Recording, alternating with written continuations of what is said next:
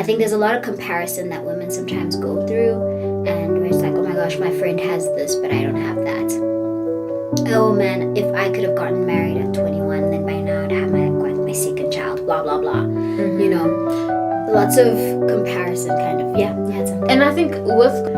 Hi everyone, and welcome back to Giving Spring Podcast. Today it's just going to be Siobhan and I, and we're going to just be going through our wonderful questions, and that will mostly speak about Women's Month and as well as friendship and adulthood. So sit back, relax, and enjoy. Yay! Okay, so let's get into it. Yep. I want to pick out like a nice question for our first one. Let me see. Okay.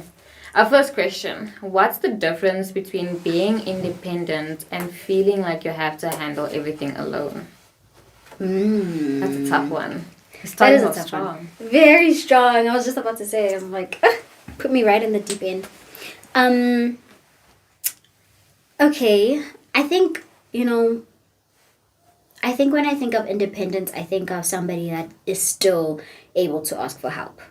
I don't think it should be just one-sided. I don't think it's a thing of being alone as well, and being strong, for a lack of words. You can be independent, you can be able to provide for yourself, you can be able to do things, but it doesn't necessarily mean you have to do it on your own. You can ask for help, you can get help. So I think that's the two difference. Yeah. For me, I'd say independent is also kind of like when you're confident in yourself and knowing like your do's and don'ts, like knowing who you are, understanding what you can do, what you can't do, and being confident in that.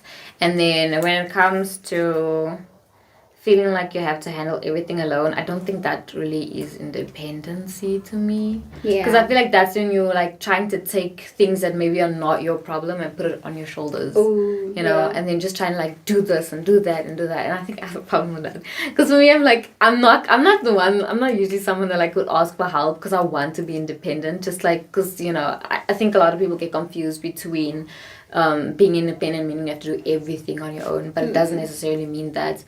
Sometimes I think it means like just really taking a step, taking a break, being like, okay, I really can't do this, and like asking for help, like you said. I like that. And I think of even the ability to say no. I think because when you feel like you're alone, or you're doing everything by yourself, you most probably don't have that ability to be like, no. You don't have certain boundaries, most probably. For lack of words. But yeah. So I think that was good. Let me... Strong one for the first one, but... Right? Okay, I hope mine is a little light. Okay, it says, why do women feel pressured to have their careers, relationships, finances, and lives figured out by a certain age? Oof. I think it goes back to also like our biological clock. Like there's a lot of things that women can only do until like a certain age, especially when it comes to like children wise. Yeah. So I think that's why everyone like, especially people that like women that want to have children, then it's like if they want to have children, there's like a certain age that you have to have. So you have to be married by a certain age, especially like if you want to like, sometimes people with relationships, they want to like be friends before dating. And then it's like you're 25 but you haven't met anyone, and you want like a time before you actually start dating, being friends, and then dating, and then eventually getting married. And it's like a process, it's not just something that can happen in the space of 6 months, but sometimes it does happen, if you're fortunate and those rare opportunities occur. But yeah, I think that's a big one. What else is asking the question? Yeah, it's just mostly about why do we feel pressure to, succeed in everything at a certain age. Career and finance. I think of the statement of, oh man, I feel like I'm behind, I think there's a lot of comparison that women sometimes go through, and where it's like, oh my gosh, my friend has this, but I don't have that. Oh man, if I could have gotten married at 21, then by now I'd have my second child, blah, blah, blah. Lots of comparison kind of. Yeah, something. And I think with comparison, it also goes to like you comparing yourself, but also other people comparing you Ooh. to other people. Like, So you'd hear true. someone be like, oh yeah, when I was like your age, and I was like 25, I had everything figured out. Or yeah, my cousin of your age is like, you know, doing this and this and this. Why are you not there? And then it's like added pressure on you to like be where you're supposed to be at this age. But I read somewhere where I think I was like, so there was a point when I was so hard on myself, and I was asking someone in church for advice, and this woman's like in her 60s or something, and I was asking her, and I'm like, I just feel like I don't have everything figured out. And she's like, well, why are you stressing when you're only in your 20s? You know how like life only begins when you're 30, or life only begins when you're 40 or something. And it's like, why are we rushing so much to be at a certain point at a certain age when you know life is just, it's so hectic sometimes, and you know you have challenges that come your way that you didn't expect, and then you kind of like fall behind on the timetable. So yeah, according to their timetable as well. Yeah, like there is no timetable. I feel like we need to scratch that stuff out. Good, see, there's a timetable for certain people. But even the experience that you were just sharing, I experienced it myself. So I was with my younger sister in the mall, and we bumped into my mom's friend. And she's like, oh my gosh, hey Sipa, how you doing? I'm like, I'm good. She's like, man, I haven't seen you in such a long time. How old are you now? Like 30? I was highly offended for those 2 split seconds, and I thought that was the worst part. It only gets worse. oh wow. Literally. And so fine, I'm like, no man, I'm my age, you know? And she's like, oh yeah, but like close to 30. And she looks at me and she's like, you know, you're gonna be just like us. And I'm like, who's this us you're referring to? You're gonna be just like me. I had my kids when I was like the certain age that she mentioned. And you know, we were late bloomers. We weren't like your mom. Your mom had a child by 22, and you were like the only child. And like, you know, there was just a lot of comparison going back and forth about how I'm going to be just like her. And I went back home very heavy-hearted. I was just like, why would there be someone that says that? Like, knowing how you felt when you were my age, why would you say that to me? Like, are you trying to evoke feelings that are not nice? Because like, what do you mean I'm gonna be like you? As if there's anything wrong with being like you. There's nothing wrong. Yeah. But you know, just the way and the connotation of everything was very displeasing, and it left me heavy hearted. And I was just like, I don't know how I feel about this, but the comparison that other people put on a certain individual, on yourself as well, it's just, it can be really harsh. It can be really like not nice, and we need to like be careful of the things that we say. And I hate when someone's like trying to compare you to someone, and they do like, oh, I didn't know I was doing that. And then in the end, it's like they're the ones that end up offended. And it's just like, oh my word, like, it's just the whole big miscommunication thing that happens. But yeah, it's really, we have to improve on our conversations a little bit, especially I think as women. Yeah, especially as women. You said it nicely. I think it's your turn. Okay. How has your understanding of self-worth changed, and do women sometimes tie their worth to achievements, appearance, or relationships? Yes. Yeah. I used to feel like the busier I am, the more valuable I am. Like, I'm obviously busy in general, but like, if you're not being busy, you're not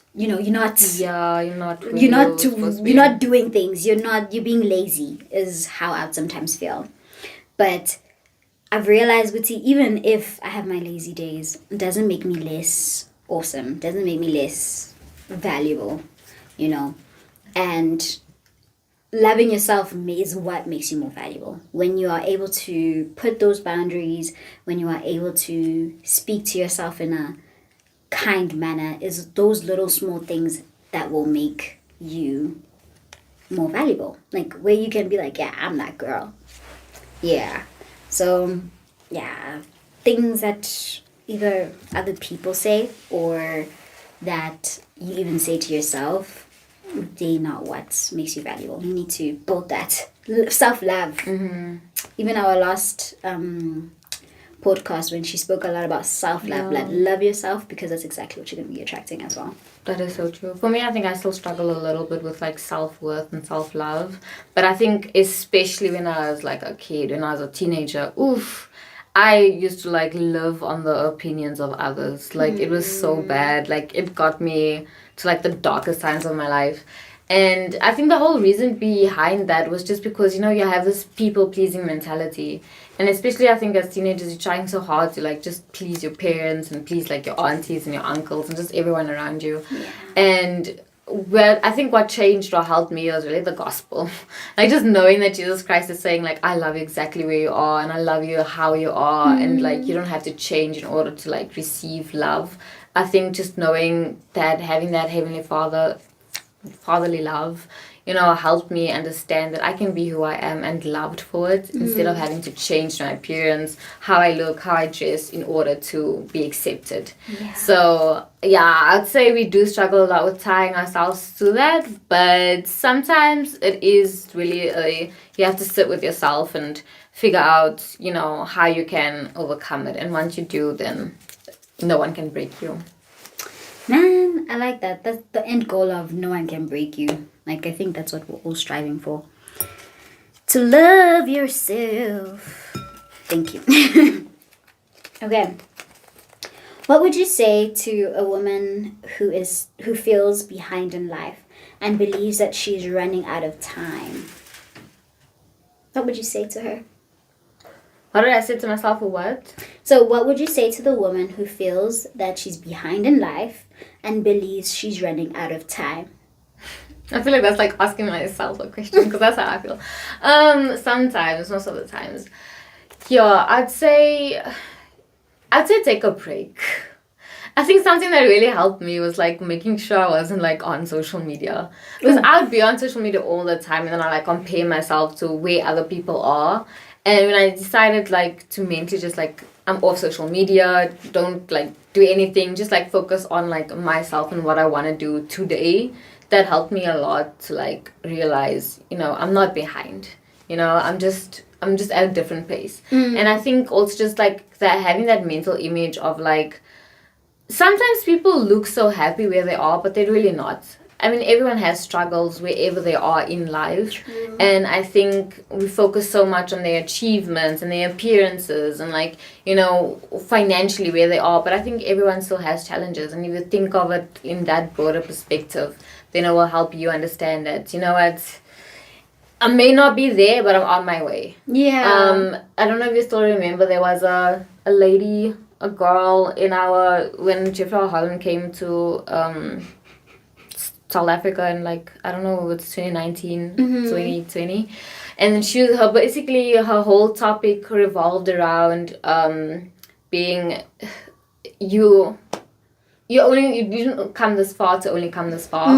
So I think you just have to focus on yourself being in the race that you were with yourself. Like even though maybe your younger self is like, oh, I'm not there where I want to be at the age of 24, 25.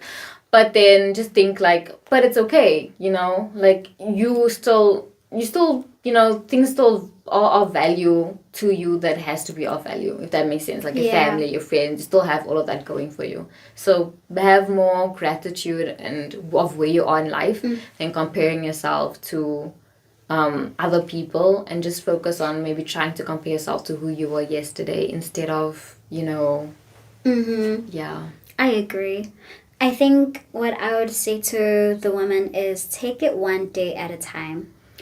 I was definitely this woman when I came back from my mission, and obviously like my friends now the following year they're graduating. What? Same. I'm like, oh man, they're graduating. This could have been me if I chose differently. And that is absolutely something that I had to sit down with myself and rethink and be like, okay, I made this decision because I know how it has benefited me. It wouldn't have turned out the way that I'm doing now if I went with whatever I wasn't following. If I was following the trend, then I was going to be part of the trend, but that wasn't what I wanted. I didn't want to be part of the trend.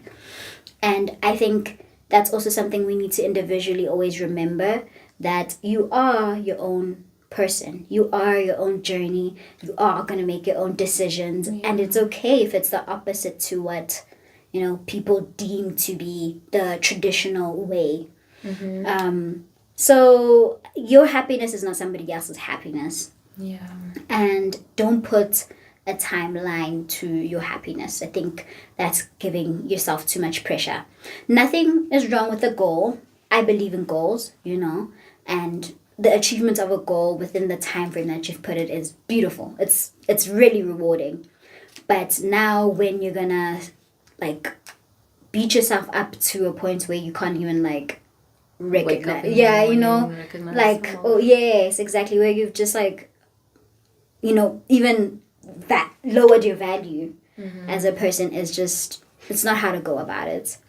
I think everybody's journey is different. Everybody has their own direction, and we just, you're not running out of time, babes, at all. Like 7 years time is still coming. 7 years time, like time is gonna pass. Either we like it or we don't. But in an hour's time is gonna be that way. Just rather do it in a way that you like it. It reminds me of when, I think it was Russell M. Nelson, when he was asked of why did you pick a degree that's 12 years long? Like why would it take so long? Why do you want to study for so long? And he was like, either way, that time's gonna pass. Rather I be, I rather have my degree. Rather I have my qualifications by that time. So whatever you choose, time is gonna be given to all of us. But do it to a point where at the end, you're gonna like it. That's such a nice way to think of it. Like, just thinking like, 12 years is gonna pass. It's so true. And it's like, it's gonna pass well. It's up to you how you use your time. Exactly. And I love that. Because especially like how you were saying with when you came from Mission. Same. I came from Mission. My best friend was like, she's busy currently with a degree in a PhD. And I'm so, so proud of her. But at the same time, when I got home, it felt like I was like behind and felt like, oh my word, I'm not like there and I want to be there. Yeah. But then it was like, like you're saying, you didn't regret me serving a mission. And there's like so many things that I learned on my mission that if I could go back in time, I know for a fact I would still have served, because there's just so much life lessons and skills and things that I learned about myself that I wouldn't have learned otherwise. And so that time wasn't a waste. Yeah. So I think that's a lot of times we're thinking like our time is a waste and we feel like that's why we're falling behind. But if you just you make our times more useful, then, we wouldn't fall behind. But I like that analogy. I'm going to start using it. Okay, on to our next question. What has adulthood taught you? I'm not even an adult. Well, I am, but like, I don't feel like one. What has adulthood taught you about relationships, boundaries, and knowing what you deserve? Please repeat. What has adulthood taught you about relationships, boundaries, and knowing what you deserve? Has adulthood taught me what I deserve? I don't know. I'll take it from a perspective of work. Okay. Guys, if you're not going to ask for what you believe you deserve, you won't receive it. Work is like, I'm sure people that are working can also relate. It's good to you. The workspace is a different place. Like, it's a different playground. It's every man for himself. So being in a space where you start working, that's where I say personally, I've received my voice. Where I'm just like, I don't like this, and I prefer it to be done in this manner, because this is a manner I understand. And either way, you gotta also pay me for what I've done, Like, also measuring my work to also my pay. Like, can't just do things because it's for fun. No, we're here at work. And also separating work life and personal life. Boundaries are there too. I can't take my work at home. I don't like that. I genuinely would love to leave it at work. And then when it's time to be doing my own things, I can do my own things. So those kinds of boundaries have genuinely helped me be able to even put certain boundaries in my personal life. Like, as we were talking about how important time is, like what I spend my time doing and where I prefer to be and who I prefer to be around. Like, those things really do add up into what has taught me in my adult life.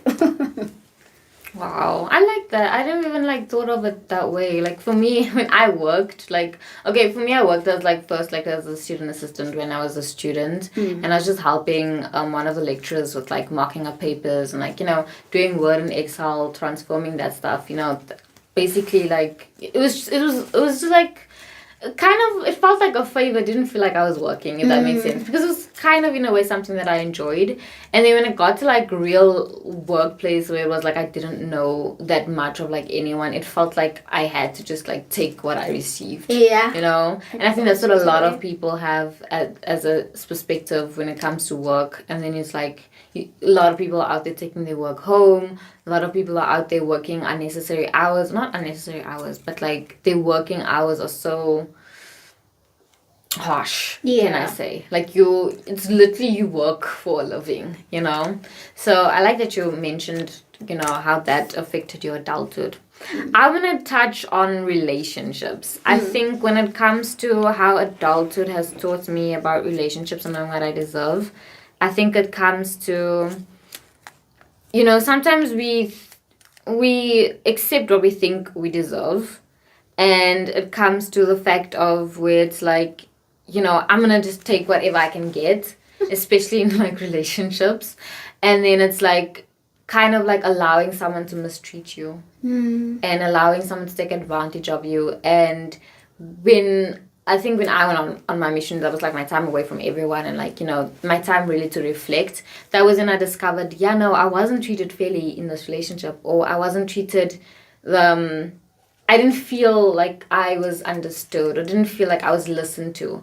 So I think when it comes to taking time and reflecting, just having that moment towards yourself and like that introspection, that's when you discover what it is that you really deserve. And then when you, like you say, self-aware and self-love, when you discover that and you have that, that is when, that's what adulthood taught me, like relationship-wise, of like this, there's a certain level of like, this is what I can handle, and this is where the boundary is gonna stop. Yes. And so for moving forward, every relationship I enter, I always set boundaries or rules, like, because this is what I know I deserve, you know. I deserve someone that's gonna listen to me and make me feel appreciated, all of these little things.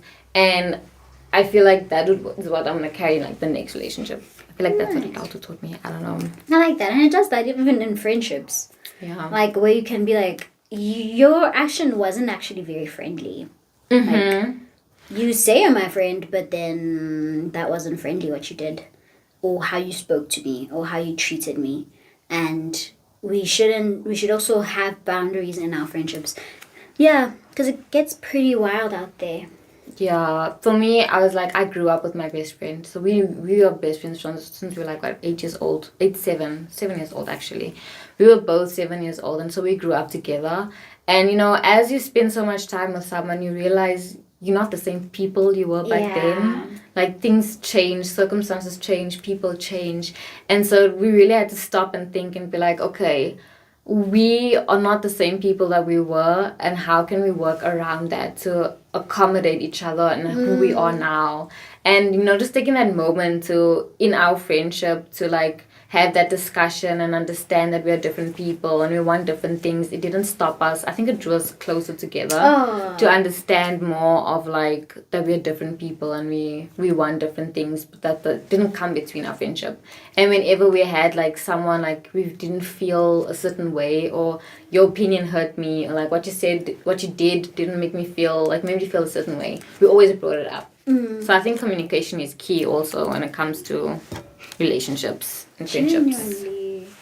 It's my turn now. Do I want the big one? I like these questions. They're good questions. Right? I didn't even read them, but I like them. Like when you're busy. What would you tell your younger self about adulthood that you wish you would have known sooner? Don't do it. Don't grow up. Stay young forever. Literally stay young forever. Whatever you think adult like looks like is not that exciting. It's not. It's not. It's not worth giving your childhood up for. Yeah. Literally. But other than that, I think I really would have told younger Sipho to love herself, you know? Just be like yourself more, do things that you enjoy, like don't try to be cool and don't try to fit in. Like, stand out. Stand out. And there's nothing so wrong nice with standing being out. different. at that moment in time, I'm sure as a kid you don't feel that way, but it is nice to stand out. Yeah, I think one thing I would tell my younger self would be don't let people tell you who you should be. Oof, yeah. Because I think for me, just growing up, I really focused so much on what other people were saying about me that I in a way limited myself to not be myself, if that makes sense. Because I was just trying to, people please everyone, like I said before. So I think that's one thing I'd have told my younger self. Just to enjoy the moment, especially. Live in the moment. I even struggle with that now. The whole live in the moment kind of thing. Like, yeah. I've been told even like in some of my friendships would say, hey dude, like, don't worry about tomorrow. Tomorrow's gonna come, but like, calm down, enjoy now, breathe. That's what I told. This is what I told my friends. I was like, whenever we are together, it feels like everyone is just like on the phone doing TikTok, scrolling, anything like that.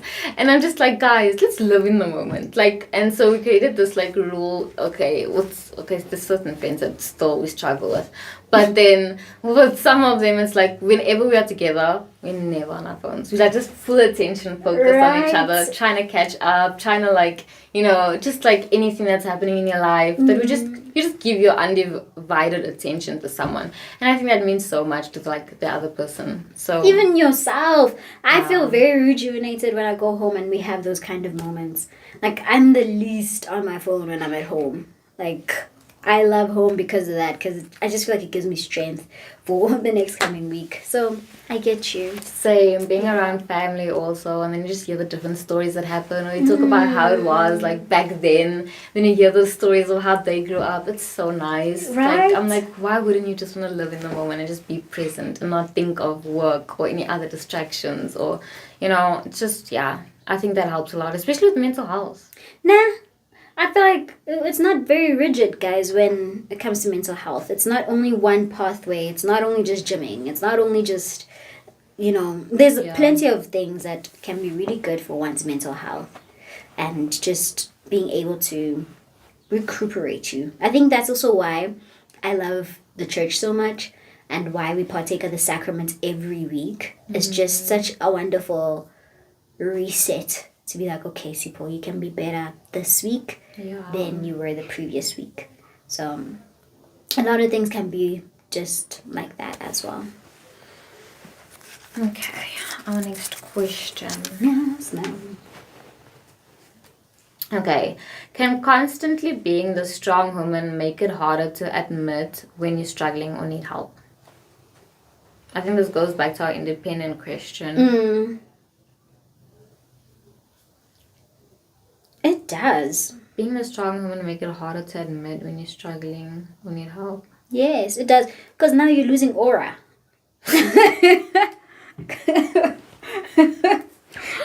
Aura points, guys. So important in life. It's increasing. So, besides that, I think it's a misunderstanding. It's a misconception. Kuti, because I'm strong, it doesn't mean I don't need help. Like, I actually really don't like the phrase "Utimbogoto," strong woman. I don't like that phrase whatsoever. I'm a little girl. I am a princess. I'm soft. Please treat me that way. Treat me with caution. Handle with caution is what they say. Yeah. Like, literally, in every shape, way, or form, please handle me with caution. Because, yes, I am strong, right? But I don't need to be. Especially in situations that I don't need to be. And then it also allows me to be able to ask for help when I need help. So I do think it does make people struggle. Yeah, no, I think a lot of people in general have an issue with admitting that they need help, because then it seems like we associate admitting asking for help with a weakness. We see it as a sign of weakness instead of strength. And I think it should be actually a strength, because it takes a lot for one person to be vulnerable and be like, I really have this problem and I really need help. Yeah. And I feel like that's also so beautiful. knowing that you have someone that you can talk to, someone that you have in your corner, that you can know that I'm gonna ask this person for help, but it's also very, very scary. Like, at first you have to acknowledge it, but then it's like, once you acknowledge it, it's like, I don't know, I feel like it's a beautiful thing when someone comes to me and says like, I'm really struggling and I need help. Like, it's just, but for me, being the strong woman that I am, or that I try to be, it is sometimes difficult to admit that I need help. And I think some people, especially like my family, they know that I'm not gonna ask for your help. So they're always just there ready to help in any case, So it's like, I know like if I'm gonna fall out, they have my back. But then, it's still difficult for me to admit, like, that I'm struggling, or admit that, I don't want to do this or something. But I think there is strength in it more than it shouldn't be a sign of weakness at all. It should really be a sign of strength. It should. It genuinely should. Yeah, sometimes I'd ask for help, but that would always be like emotional wise. But when it comes to like physical, I'm always like challenging with my brother and my father, because I'm like, I can do that. That makes a man strong. Like, come on, I can do that as well. What do you mean you have to like change a tire? I can do that. I can try. I'm a woman. Doesn't mean it's like just a men's task. So yeah. I used to be like that. I don't know what clicked or what changed. But see, I've always grown up as like, soft princessy. Like, even if my mom were to describe me, she'd say she was a princess of the house. So obviously there was a time where I stepped out of that, tried to like get some independency. But now I'm back. Princess is back. Nails are done. You can't expect me to change a tire. It's too much. Oh, sure. Although I can. Yeah. Do not misunderstand. I can do it. I just don't want to.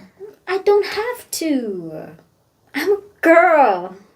Yeah. I'm just a baby. And I think sometimes just tapping into that softness is also very important. It's cool to be, I can do it all. But also allow people to want to help you. Allow yourself to be like, I'm tired. I can rest. I think there's power in that too. So yeah, I like it. Me, I'll fight you till death, and I will refuse to say I can't lift up this table until I actually can. So, I'm still struggling to admit help on that, but if it's physical, I'll struggle. I swear I will, because I refuse to ask a man for help, especially my father or brother. Really? But if it's gonna be like emotional, I'll go to you, but not physical. Like, I want to prove that I can do it. Physically, no. I think maybe I struggle emotionally. I don't trust people very easily when it comes emotionally, because I don't know when you're going to use my weakness against me. So emotionally... You have to give in order to receive. Exactly, and it's even part of being vulnerable. Yeah. So, yeah, I get the concept, but then maybe doing it is not the easiest of things. Because, I don't know. Trust is a very... Yeah. I don't know how to say it. Yeah. It's a very thing, like it's a delicate. Yes. It's a very delicate thing. Yes, very true. So yeah. Physically, any day, please do it for me. But physically, it's funny, we're opposites. Exactly. Okay. So, What does truly choosing yourself look like, especially when it comes to setting boundaries or disappointing others? What does truly choosing yourself look like, especially when it means setting boundaries or disappointing others? Ooh, that's a tough one. That's a tough cookie. It is. What does choosing yourself look like? It's being able to use no in your vocabulary is what I feel. Like, being able to say no when something doesn't suit you or doesn't fit in what you want. Yeah, I'll share more thoughts on that. So when everything is gathered, but yeah, I'll just saying no and standing alone. Yeah. Amongst my friend group, especially when we go out. Oh my word, my friends group is crazy. They're wild childs, but they love they love experimenting, and like they love partying as well. I'm not a party animal. I'm a stay at home in bed, read your book, watch anime type of person. So when it comes to, hanging out with my friends, they're always trying to get me to drink or anything with them. And then I'm just like, guys, no. Like, and sometimes, some of the friends, like, they're like pushing you. And it got to a point where it was like, I had to feel like I had to stand up for myself. Like, and sometimes it means saying, I think most people are afraid to say no because you think you're going to lose that person in your life or that thing.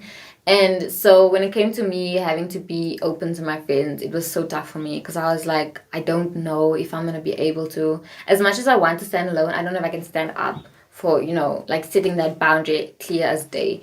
So I was fine with setting the boundary and saying no, but when they asked me like too many times, it got to a point where it became like a problem for me. Yeah. So I pulled each and every one of them aside. Like I had one-on-one conversations with them, not just as a group. And I told them, I'm really not comfortable with you guys pushing me to drink when I already have said no. And I thought it's gonna like destroy the friendship, and I was like overthinking it, and I'm like, oh my word, they're gonna hate me for doing this. They're gonna think I'm like a prude, or think like, I'm no fun or something like that. But because they love me and because I love them, and we had an understanding, and they were like, why wouldn't you tell us earlier? We would have stopped, And I was like, okay, yeah, but I didn't feel like it would have been, it felt a little uncomfortable. Yeah. And when it got to that, eventually when we talked it out, it made me feel a lot more at ease, and knowing that these are real friends. They're not people that are just gonna abandon me when we have a disagreement. And I think it also made us acknowledge our maturity in the friendship to say that, okay, we will stop doing this, we won't do this. You can hang out with us if we're gonna drink, or we can bring our alcohol if we're gonna, like, let's say going somewhere, going to a park, a picnic, whatever.